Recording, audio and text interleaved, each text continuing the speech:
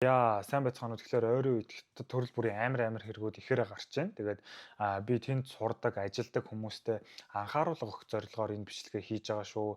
Үздэг хүмүүс байх юм бол тий. Эсвэл хамаатных нь хүмүүс үзэж байгаа юм бол бас мэдээлэлд өгөөрэй. Яагаад тэгэхээр энэ хятад одоо мэдээллийн сайтуудаа болохоор ингээд хориглоод гарахгүй байгаа. Тэгээд энэ мэдээллүүдийг болохоор ихэвчлэн одоо энэ Facebook, YouTube ч юм уу энэ гаднууд одоо ингээд хятад хэрэглэдэггүй юм сайтуудаас ихэвчлэн авч байгаа. Хятадын сайтуудаар болохоор ер нь бол явж байгаа. Гэхдээ хандлт их аваад ах тусам одоо ингээд улс төрийн бодлогоор эднэрийг алга болгож байгаа. За тэгэхээр тэр нь юу вэ гэхээр бүгднийх нь мэддэг одоо хятад нэг хэдэн алдартай жүжигчид байдаг те. Тэдний нэг нь болохоор Jet Li байдаг.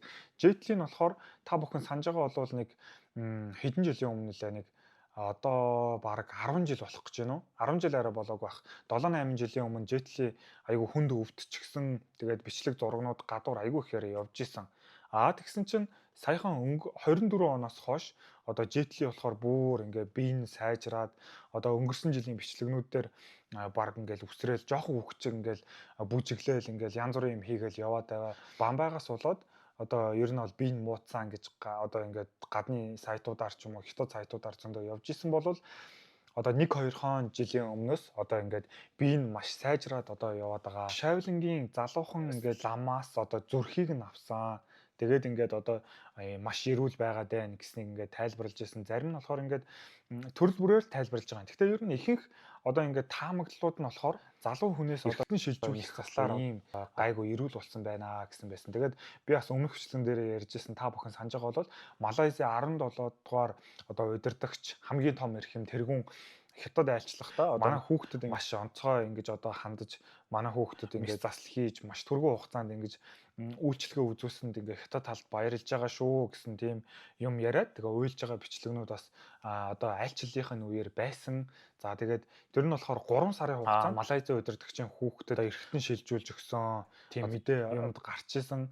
Тэгэхээр ер нь бол айлч улсад 3 сарын дотор одоо донор олно гэдэг бол маш хэцүү зүйл.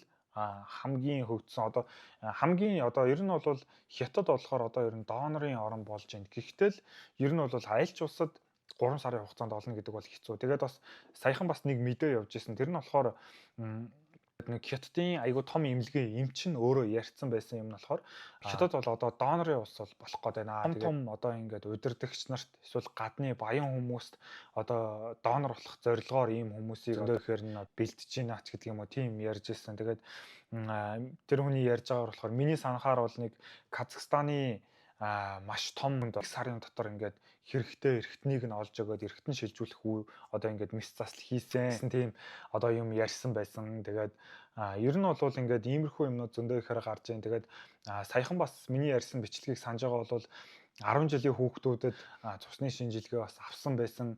Тэрнтэй адилхан одоо ингээд ойрын үед болохоор ингээд 24 оноос хойш хятад ингээд алга болох гэмт хэрэг нь болохоор зөндөө ихээр явж байна. Тэгээд хятад болохоор камер жуултын орн гэж одоо үздэг. Нохооч байд юм уу, утасч байдаг юм уу ингээд янз бүрийн юм алга болгоо дээрэмдүүллээ гэхэд маш түргэн хугацаанд олж болдгийг та бүхэн бол мэдж байгаа. Гэхдээ хүүхэд алга болох энэ эмэгтэй хүн алга болох энэ гэмт хэргийг ер нь бол илрүүлэх тал дээр маш муу байдаг. Тэгэхээр ер нь бол хүмүүсийн хардж байгаагаар болохоор муу байгаадаа биш албаар олохгүй байна уу гэсэн тийм хардталт хүмүүсийн донд яваад байгаа. За тэгээд ойрын үед болохоор ингээд хүмүүс алга болоод байна. Ихээр алга болоод байна. Хүүхдүүд алга болж байна. За ингээд нэг 25 6 хүртэлх насны 17-оос 25 хүртэлх насны хүүхдүүд бол ер нь маш ихээр алга болж байна. Тэгээд бас ер нь бол эмэгтэй хүний 8-нд аваа явчихж байна гэтэр гэсэн тиймэрхүү мэдээллүүд гадуур айгүй ихээр явж байна. За зарим мэдээллүүдээр болохоор нэг дугуугаар ч юм уу ингээ ирээд мөрөх чинь юм янз бүрийн юмар одоо машинаар ч юм уу ирээд мөргөнгүүт одоо яана уучлаарай би одоо ингээ таныг имлэгт үзүүлье гэд залгангуудаа тэгснэ ингээ гинтл ингээ хаанаас чинь одоо нэг түргэний тэрэг гарч ирэнгүүтээ авч яваал тэгэл хүмүүс нь алга болоод байна гэсэн тийм мэдээллүүд бас яваад байлаа. Тэгэхээр хятад бас ойрын хугацаанд ер нь бол хаас айгу ингээд түргэний тэргүүд энэ тэнд айгу ихээр байгаад байна. Тэгэхээр ингээд хүн танд ингээд түргэний зэрэг дуудаж өгөөд та имлэг рүү яваад үзүүлчихээ яаралтай үзүүлсэн дээрээ гэд гинт ингээд имлэг хүн танихгүй хүн дуудаж өгөх юм бол битгий хамаагүй суугаарай гэсэн тийм мэдээллүүд бас хятад дотроо ингээд хүмүүс өөрсдөө түгээж илээ. Тэгэхээр ер нь бол аюултай байж магадгүй шүү. Та бүхэн маань одоо хятад амьдардаг хүмүүс байх юм бол өөрсдөө имлэг дуудаад өөрсдөө тэрэгний төрийг дуудаад явсан дээр шүү. Хүн би одоо дуудаад өгье, ингээд өгье гэх юм бол ер нь би өөрөө дуудчихъя, би өөрөө эмнэлэг явъя гэж хэлж яахгүй бол хүний унаанд суугаад ч юм уу ингэж яваад ер нь бол алга болох магадлал айгүй өндөр байгаад байна. Хятад ер нь аюултай болж байна. За тэгээд төрөл бүрийн иймэрхүү мэдээнүүд гарч байна. Тэгээд бас саяхнаас бас ингээд нэг дроноор ингээд шөнө орой янз бүрийн юунд мэддэхгүй юм цацаад байна. Тэгээд ингээд тэрийг үнэрлэхээр ингээд нэг тийм шатцсан ч юм шиг түлэгдсэн юмны үнэр үнэртэй. Тэгээд хамаагүй их үнэрлэнгүүд ингээд бөөлц хүрээд ингээд дотор нь муухай харж байна гэсэн тиймэрхүү бас мэдээллүүд явж илээ. Тэгэхээр та бүхэн маань ч гэсэн дор дороо ингээд өөрийнхөө аюулгүй байдлыг хангаад хамаагүй хүнийг ингээд шөнө орой битгий гараараа гэсэн мэдээллүүд айгүйх явж байна. Хятад хүмүүс өөрсдөө ингээд хүүхдүүдэд сургуульд өгөхөөс ч айд санаа зовж байна. Гадуур ганцаарангийн явуулахаас ч айд санаа зовж байна гэсэн тийм мэдээллүүд байлаа. Тэгэхээр ер нь бол охтууд байх юм бол Монгол эрэгтэй хүүхдүүдтэйгээ хамт явж байгаарай.